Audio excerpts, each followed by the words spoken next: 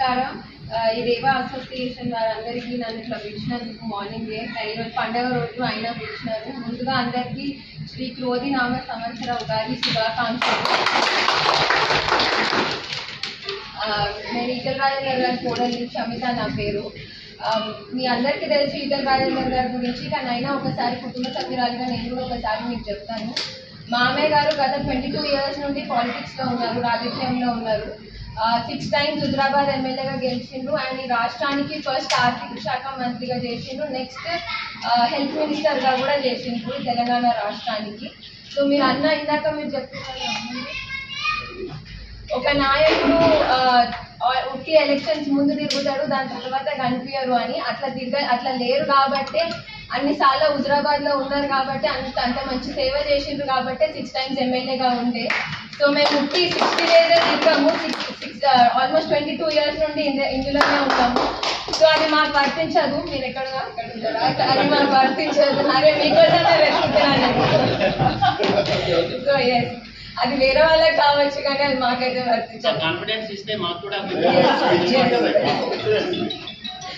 So నేను ఎప్పుడు చెప్తూనే వస్తుంటా, ఇప్పుడు కూడా చెప్తున్నా, మామయ్య ఎల్లప్పుడూ ప్రజల వ్యక్తే. ఎప్పుడైనా కానీ 24/7 ప్రజల గురించి ఆలోచించే వ్యక్తి, ప్రజా సేవలో ఉండే వ్యక్తి. మీరు అర్ధరాత్రి ఫోన్ చేసినా, ఎర్లీ మార్నింగ్ ఫోన్ చేసినా, ఎప్పుడైనా కానీ మామయ్యకి ఇంకో ఆలోచన లేదు, ఇంకో బిజినెస్ లేదు, ఇంకో వ్యాపారం లేదు, ఇంకో ఏం లేదు. ఎప్పుడైనా కానీ ఏమి ఆపద ఉన్నా, ఏమి ఆనందం ఉన్నా, ఏం సుఖ దుఃఖాలు ఉన్నా, ఏమున్నా కానీ మామయ్య ఎప్పుడు మీ వెంబడినే ఉంటారు. అట్లనే కోవిడ్ టైంలో మీరు అందరూ చూసిండ్రు, మనం పక్కింటికి కూడా వెళ్ళలేని పరిస్థితి ఉండే, మన ఇంటి సభ్యులతోటి కూడా మాట్లాడలేని పరిస్థితి ఉండే. అప్పుడు అందరం అంత భయపడ్డాము. కానీ మామయ్య ఒక్కరే ఎప్పుడు హాస్పిటల్స్కి వెళ్ళి అందరికీ, ప్రజలందరికీ ఫెసిలిటీస్ మంచిగా అందుతున్నాయా లేదా, అందరికీ వ్యాక్సినేషన్ వస్తుందా లేదా అని డాక్టర్స్కి కూడా బలంగా దృఢమైన నమ్మకం ఇచ్చినటువంటి ఏకైక నాయకుడు మామయ్య అని నేను గర్వంగా చెప్పుకోగలుగుతున్నాను.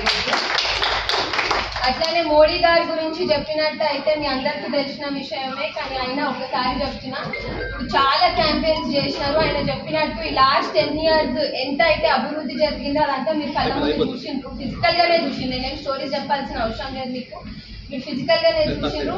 కానీ ఆయన చెప్పినట్టు ఇది ఉట్టి ట్రైలరే. ఇంకా వచ్చి 5 సంవత్సరాలు 10 సంవత్సరాలు ఆయన చేయాల్సినవి ఇంకా చాలా జరిగేవి ఉన్నాయి.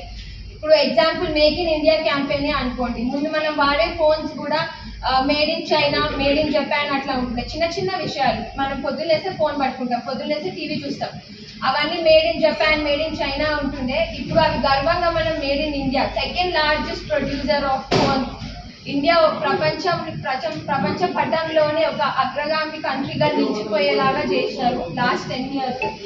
అది కాకుండా ఇంకా startup India, made in Japan అట్లా ఉంటున్నాయి. చిన్న చిన్న విషయాలు, మనం పొద్దులేస్తే ఫోన్ పట్టుకుంటాం, పొద్దులేస్తే టీవీ చూస్తాం, అవన్నీ made in Japan, made in China ఉంటుండే. ఇప్పుడు అవి గర్వంగా మనం made in India, second largest producer of phone India, ప్రపంచ పటంలోనే ఒక అగ్రగామి కంట్రీగా నిలిచిపోయేలాగా చేశారు లాస్ట్ 10 years.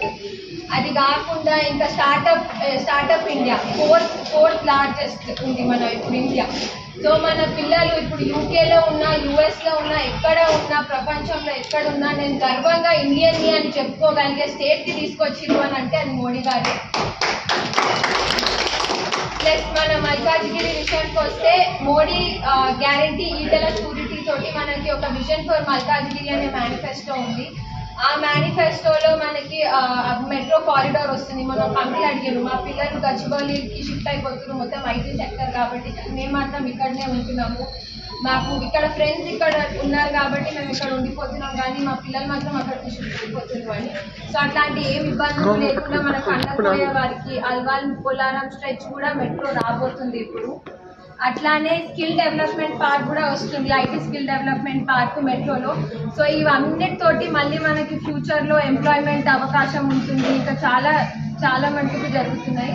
సో అది కాకుండా ఇంకా కాలుష్యం ప్రకారం చూస్తే ఇప్పుడు జవహర్ నగర్ డంపింగ్ యార్డ్లో కూడా మనకి స్మాగ్ టవర్స్ ఏర్పాటు చేయగలుగుతారు. అది స్వచ్ఛ మల్కాజ్గిరి కింద వస్తుంది. సో ఆత్మనిర్భర్ మల్కాజ్గిరి, స్వచ్ఛ మల్కాజ్గిరి ఏవేవైతే ఇండియాకి ఉన్నాయో అవన్నీ మన మల్కాజ్గిరికి కూడా ఇంప్లిమెంట్ చేస్తున్నాం. 7 visions ఉన్నాయి.